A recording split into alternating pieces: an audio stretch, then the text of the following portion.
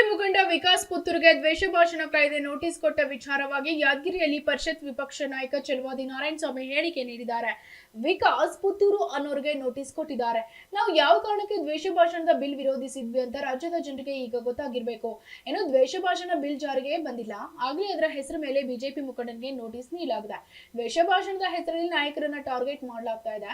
ಅದರಿಂದ ಯಾವುದೇ ಕಾರಣಕ್ಕೂ ದ್ವೇಷ ಭಾಷಣ ಕಾಯ್ದೆ ರಾಜ್ಯಪಾಲರು ಸಹಿ ಹಾಕಬಾರದು ಅಂತ ಹೇಳಿದ್ದಾರೆ.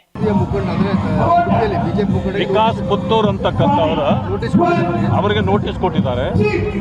ಈಗ ನಿಮಗೆ ಅರ್ಥ ಆಗಿರಬೇಕು, ರಾಜ್ಯದ ಜನರಿಗೂ ಅರ್ಥ ಆಗಿರಬೇಕು ನಾವು ಯಾವ ಕಾರಣಕ್ಕೆ ದ್ವೇಷ ಭಾಷಣದ ಬಿಲ್ಲನ್ನು ವಿರೋಧಿಸಿದ್ವಿ ಅಂತ. ಅಂದ್ರೆ ಇನ್ನೂ ಜಾರಿಗೆ ಬರದ ಬಿಲ್ಲು, ಅಂಕಿತನೇ ಕೊಟ್ಟಿಲ್ಲ, ಅಂದಮೇಲೆ ಜಾರಿಯಲ್ಲಿಲ್ಲ. ಆದರೆ ಅದರ ಹೆಸರಿನಲ್ಲಿ ಆಗಲೇ ನಾಯಕರನ್ನ ಟಾರ್ಗೆಟ್ ಮಾಡತಕ್ಕಂಥ ಕೆಲಸ ಮಾಡ್ತಾರೆ ಅಂತಕ್ಕಂಥ ಮೊದಲೇ ಅಪವಾದ ನಾವು ಮಾಡಿದ್ದೀವಿ. ಈಗ ಅದು ಸಾಬೀತಾಗಿದೆ. ಆದ್ದರಿಂದ ಯಾವುದೇ ಕಾರಣಕ್ಕೆ ಮಾನ್ಯ ರಾಜ್ಯಪಾಲರು ಅದಕ್ಕೆ ಸಹಿ ಹಾಕಬಾರದು. Bureau report, SSV news, Yadgir.